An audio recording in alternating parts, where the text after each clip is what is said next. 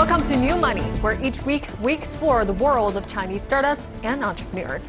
I am Tracy Chang. Well, for internet-based service providers, connecting to an array of third-party payment platforms in a highly fragmented market is a big headache in terms of time and labor. Now, some companies are launching the all-in-one gateway service for businesses, catering to the rising demand in this niche market. Wang Chen works for an IT firm, and like most of us, he enjoys pursuing a variety of hobbies on the weekends. Wang joined 10 other people on Sunday for this woodworking course at the Zhouwu studio. He located the workshop through an app called Let's Go that helps people find things they are interested in and make new friends. Let's Go offers a lot of information for different events so that we can find the things we really like. During the events, they also have staff member around to help us and take pictures. It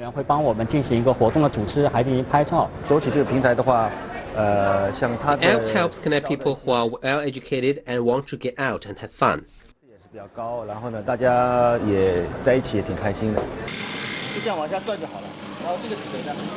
Let's Go sprouted from a WeChat account that listed activities people could do on the weekends. Startup Xmonster developed the app that lists more than 30 events a week. Some of the events are exclusively designed for Let's Go users. If a person finds an event that he wants to join, he can simply reserve a spot and pay for a ticket through Alipay or Tenpay. It's easy to pay for the events. I can use Tenpay on WeChat. Let's Go could have offered its customers a variety of payment options, including bank cards, Union Pay, and mobile transactions, but it eventually settled on just Alipay and Tenpay because of the convenience. I believe most internet startups will choose Alipay and Tenpay since negotiating with banks can be tricky. Users also prefer Alipay and Tenpay. If they use bank cards, they still have to type in the card number and password. While Alipay and Tenpay might be easy for consumers to use, it's not simple for some companies to include the payment functions in their systems. That's because monitoring and maintaining those functions on their apps requires financial and human resources that not all startups can afford. We can get Alipay and Tenpay on the app ourselves, but we need more people and resources to do it. With growing competition in China's payments market, thanks to Alipay and Tenpay and now Apple Pay, is there a one-size-fits-all solution for apps such as Let's Go? The company thinks it found its answer in Ping++. Ping++ simply provides a cloud payment service, something known as a software development kit. Use of the kit means only a few lines of code are required to make an app's payment service live. Ping++ integrates a variety of codes into one entity that lets companies choose what payment options they want on their platforms. Ping++ can provide a unified interface that links to different payment companies. Companies that use Ping++ don't have to build bridges between all those payment companies' interfaces in their own platform. With Ping++, they can have many different banks connected to them.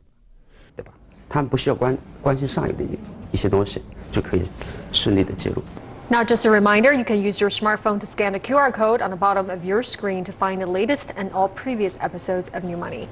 And to begin today's discussion, Professor Jia Ning joins me in the studio. She's the Deputy Director at the China Business Case Center at Tsinghua University.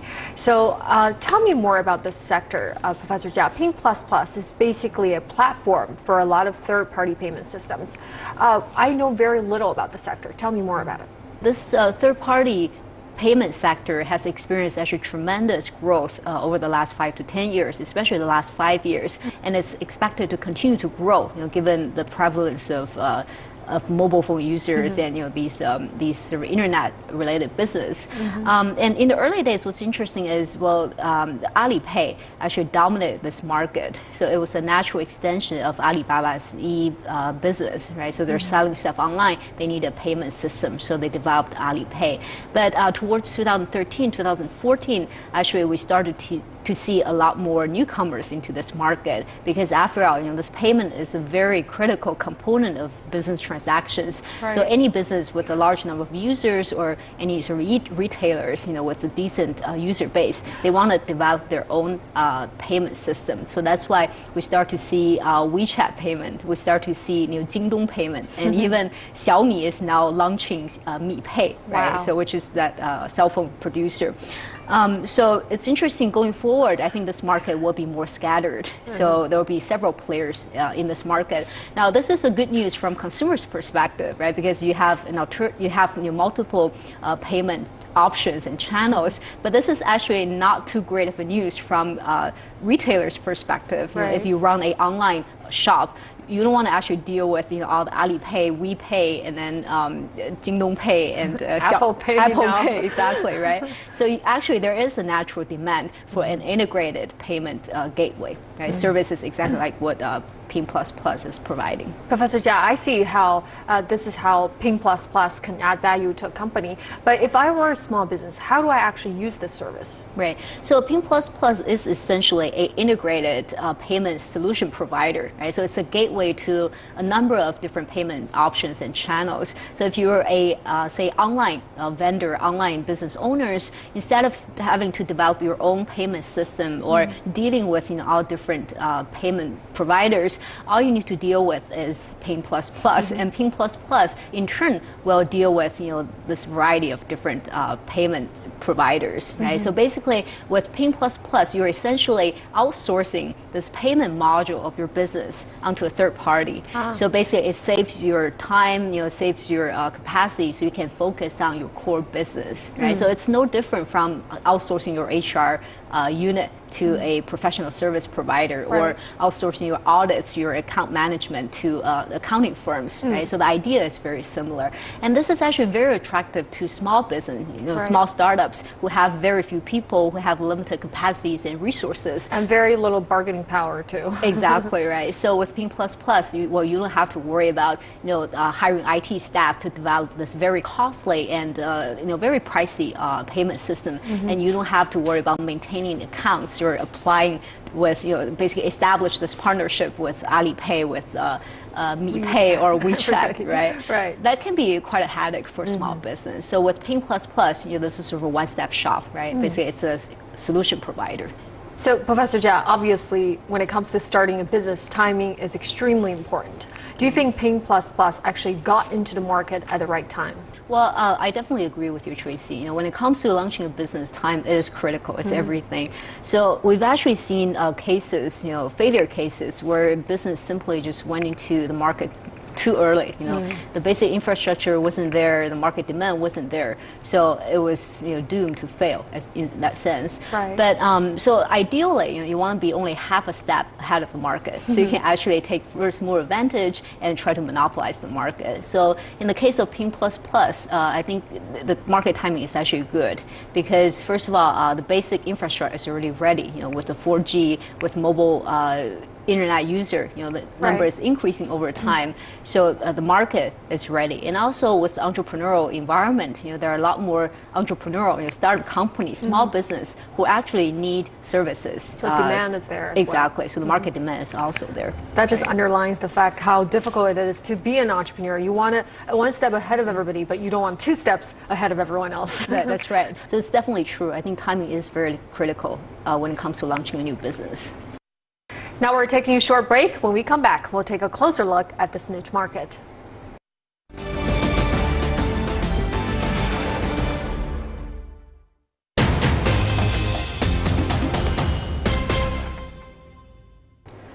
Welcome back. Though ease of use has won Ping Plus Plus thousands of business clients, security is the undoubted top concern for them. At the same time, other players are also looking to make inroads into this niche market. Minor mishaps in the payment process can occur, but Ping Plus Plus founder Jin Yiye is confident his team would notice any glitches and correct them before they swirl out of control. Ping Plus Plus offers 24/7 monitoring on all of its clients' transactions and aims to provide at least 10 hours of online assistance on weekdays. Our services can be done mainly online. Then we also offer customer service via QQ and telephone. We believe we can cover all China. 基本上我们可以服务全国各地的客户。多疑的这段方面，用户就会提议这什么字。When customers find glitches in the code and report it to us, we will provide new patches online immediately to all users. This is a bold move, but we will ensure that those updates are stable and secure so that we can make our customers happy. 稳定安全的基础之上来做的。Ping Plus Plus is free to use, and its only revenue source comes from its partners. The company has agreements with Alipay, Tenpay, and a number of other payment service providers. Its partners share a small percentage of the revenues from transactions made on Ping Plus Plus. But that isn't a business that will lead to long-term success. 目前来看，拼多多是免费的，但据我了解，他们接下来有收费的倾向。从目前来看，他们的稳定性基本 At the moment, 存在 Ping Plus 太大的 Plus 问题。 services are free of 最大的问题 charge, 还是在于 but 说 we 他们 learned 是否可以 that they 提供 may 一个 start 更好的 charging. 在外部端 The platform 供我们 is really 财 stable 务 without 以及 major 运营使用的 problems, 一个体 but 验。 one thing they need to 支付和 do is 变换 offer 管理 more 其实是 services. 一个交 Payment 易系统往往是一 transactions 个 and 必不 receipts 可分 cannot 的 be 一个两部分， separated. 对吧？ I 然后 hope 所以 Ping 说 Plus Plus can 我觉得 offer 拼多多在 inventory 这一块 sorting 是可 services 以 for us. 开发 If 相 they 应 can 的功能 provide 来 more 支持到 quality 库存 services, 管 we're 理。 willing to 但 pay 我觉 for 得 it. 这一块如果他们的服务提供的是优质的服务，我们是愿意进行付费的。 A software suite can cost millions, but many companies don't need everything available. A SaaS platform subscription costs tens of thousands of yuan at most, and that's the business model that Ping Plus Plus is moving towards. 所以我们从14年到15年，我们有很大 In 的 2014, we said we would just solely a software development kit, 就你 a 使用我们是 toolkit. 开发者的工具。 That was how we promoted who we were. But in 2015, we determined ourselves to be an SaaS platform. The difference is that toolkits have an uncertain future due to limited user dependency. For a SaaS platform, customers have to use it on a daily basis and depend on it more, which in turn increases our value. We started to talk less about SDK and more about SaaS. For 2016, we're only focusing on how to offer better services as software services. 15年其实是有一个比较大的转型在这一块，就是我们现在很少谈开发者工具了，我们现在谈更多是企业级的 SaaS。 Professor Jia, now I see how Ping Plus Plus can be very, very useful to especially a lot of small business owners. But we talk about all the upsides of using Ping Plus Plus. What are some of the major concerns as clients could have? Right. I think when it comes to financial services, there are several common concerns. One is obviously reliability, right? How reliable is the system, right? We're talking about financial transactions. Is the system able to handle a large number of transactions simultaneously, right? One extreme example would be the November 11th, that shopping festival hosted by Alibaba, right? Taobao. Right? So if there are a number of customers who are making payment at the same time, is your system stable enough to be able to handle that kind of transactions, right? And a second concern is obviously information security, right? So we're talking about individuals, sort of bank accounts. We're talking about financial records, right? So there is obvious concern of data leakage, right? You don't want any of these information to leak out, to outside. And the third concern is actually ease of use, right? So is this system user-friendly? As a business owner, am I able to access the system and download a record of all the transactions that happen on my platform, right? How easy it is to access these information. So that's a third concern. And a fourth concern is actually, will my business become overly reliant on this payment platform, right? So if I have to rely solely on Ping Plus Plus, if anything were to go wrong with this business or with this company, well, what am I going to do, right? So this is actually quite a concern from the business owner's perspective, especially now since Ping Plus Plus itself is also a startup company. So these concerns are even greater in that sense. Professor Jia, Ping Plus Plus is often compared to Stripe. They're saying this is the Chinese version of Stripe. However, the founders of Ping Plus Plus insist that they're very different. Can you actually compare these two? Talk about the similarities and differences? Sure. It's a great question, Tracy. It's really interesting to see that for almost every startup company in China, we're always trying to look for a comparable company in the U.S., right, with similar business models. So Stripe, of course, in this case, is used to be compared to Ping Plus Plus. Now, Stripe in the U.S. is also a startup company, and it's being financially backed by venture capitalists like Peter Thiel, and also leading leading venture capital firms like Sequoia. So it's one of the sort of promising startup company in the Right. U.S. as well. I think in terms of the product offerings, the two are not that different. So there's all in the third-party payment system. You know, they all serve as a gateway, you know, to this third-party payment mechanism. However, what's different is the market they're in. Obviously, Stripe mostly work in the U.S. And if you look at the market condition in the U.S., well, first of all, U.S. has a much more mature financial system. You know, people are Right. very used to writing, you know, checks to make payments, and they're used to pay by credit cards, right? And it's actually quite convenient, so you can pay everything by credit card. So this is sort of a deeply rooted consumption habit, you know, That's right. among U.S. consumers. That's hard to break, right? Exactly. Whereas compared to, you know, in contrast, in China, our financial system obviously is still developing, right? So there is greater demand for alternative, more efficient payment mechanisms, such as, you know, third-party payment system. So in terms of changing user habit, I think in China, you know, consumers are more used to this new option, whereas in the U.S., you know, the biggest challenge is to try to change consumer user habits. Right? However, another dimension of difference is regulation. So in the U.S., you know, the capital market is sort of self-regulated. The third-party payment system is also sort of market-regulated. But whereas in China, you know, all these Alipay, you know, WeChat payments, you know, there's a lot of talks about how Chinese government should properly regulate these third-party payment system, because Right. after all, they have already become a very important part of the financial system. Right? So going forward, the regulation of these payment system will also affect the business of Ping++. Right? So regulatory risks are still there, and it's greater than perhaps what in Stripe China, faced. yeah, Right. that's right. So let's talk about competition. Obviously, third-party payment system is no longer the stranger to a lot of Chinese consumers. However, Ping++ is a little different. So it serves as a platform, the gateway to a lot of other payment systems. Exactly.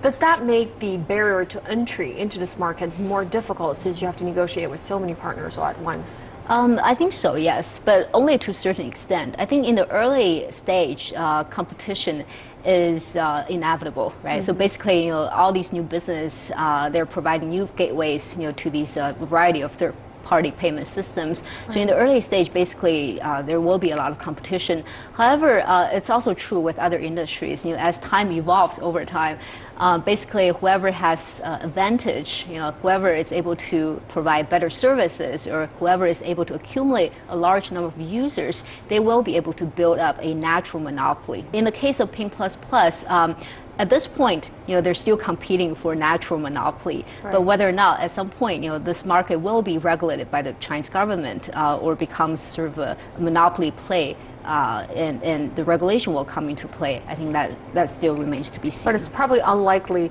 that they'll be granted this government-given monopoly over the third-party platform payment system. Well, it's debatable, because if you look at the third-party payment platforms, right, they do have to have license from the Chinese government in order to operate in that sector. So whether or not, even though the Ping++ is just an integrated gateway, but whether or not this particular type of business will also be regulated, I think it remains to be seen.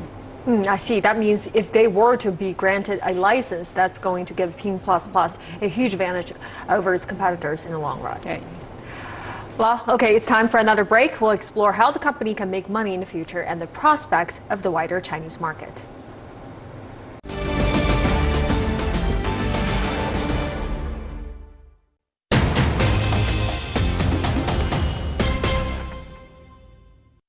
Welcome back. Though investment could be a key factor for the survival of a startup company, the profit model and market environment could be vital determinators of the midterm and long-term development of a company as well. Let's find out. And now, Apple Pay is also available on Ping++. If a client wants to add the payment client to its platform, Ping++ can make it happen in less than an hour. Ping++ customer base has expanded from just over 100 small to medium-sized companies in 2014 to nearly 7,000 by early this year. 因为正好是资本寒冬，我们启动整个第二轮融资时候是6月份。 We launched our second round in June last year when the capital market was really in a tailspin, and other funds started investing all at once. People will find during the second half of last year that investments were becoming smaller. Our timing was really poor. Life is like this. The first time was really smooth, but the second time was quite hard. Ping++ aims to boost its customer base to 50,000 by the end of this year. It's a goal that's presenting the company with some thorny challenges. 当你客户量很小的时候，你是 When you have a smaller number of users, you hardly notice problems in your team. But during the past 3 months, our customers have increased so much, and we feel more pressure in daily operations. We need to hire more talent, provide more training, and make changes to our management system.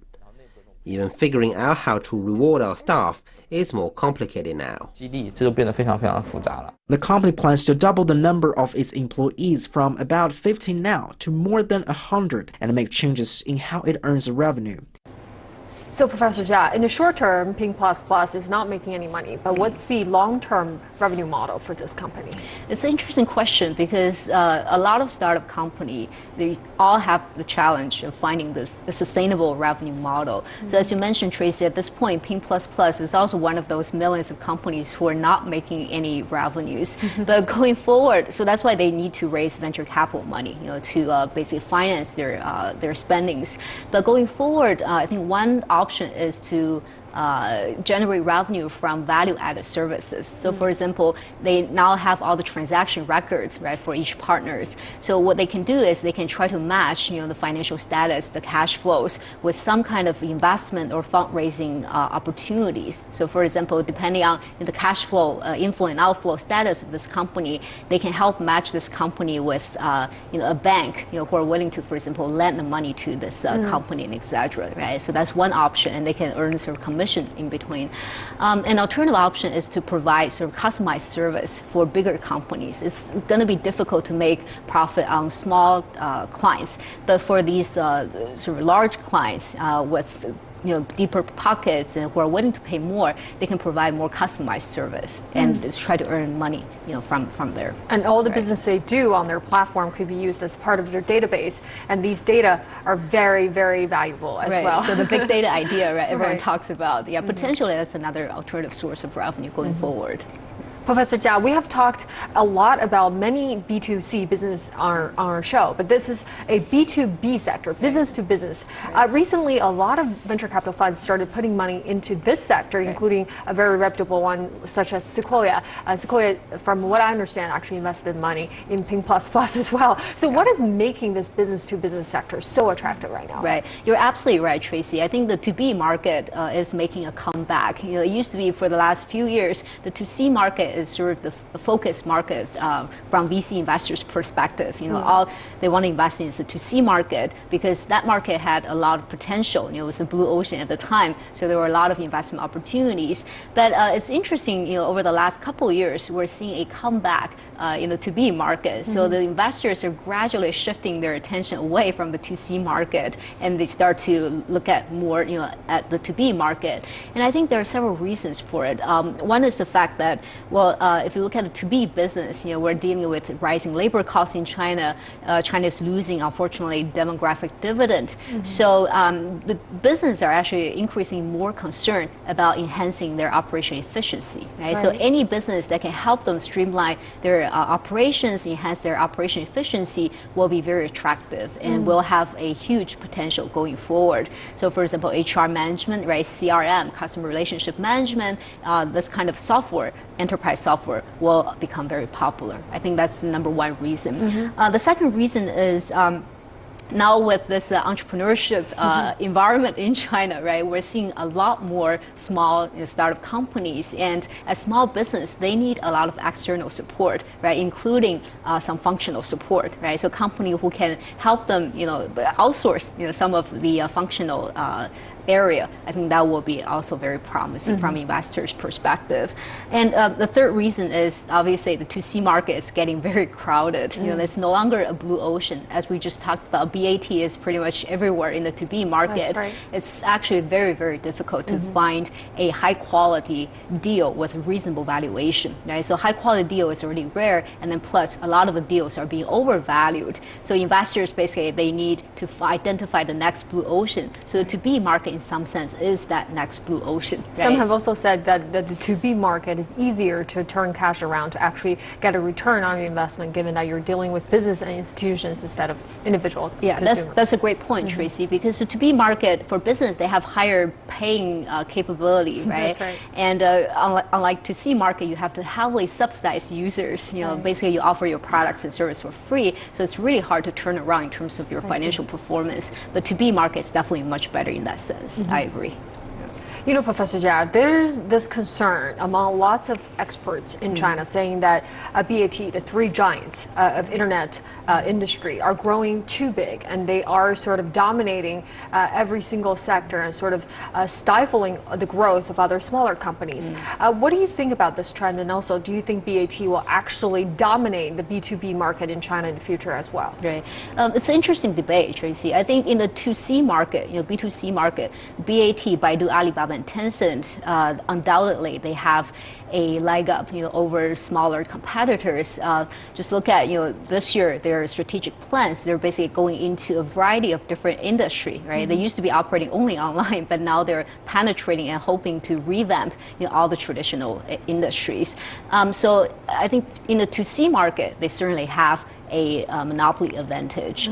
But the 2B market is slightly different because what makes them so successful in the 2C market is their brand, right? So, for example, Alibaba has this significant brand premium, so that based on the large number of users, based on this brand loyalty, they can basically sell their customers everything, right? So anything they want, which is actually pretty easy to do in the 2C market. But the 2C market, the clients are not individuals, right? They are institutions. So for them, the decision making is more rational in some sense, right? So they have to care. They care about not only the brand, but they also care about the price, right? The kind of service you offer, the quality of service you offer. So they basically try to factor all these into their decisions. So it's a comprehensive decision-making process. So that's why I think in the 2B market, the smaller company in the niche area who have who provide high quality service may actually have a chance to win out. So you're saying the customer stickiness is definitely less intense in the B2B market, given that if you can provide a product at a cheaper price,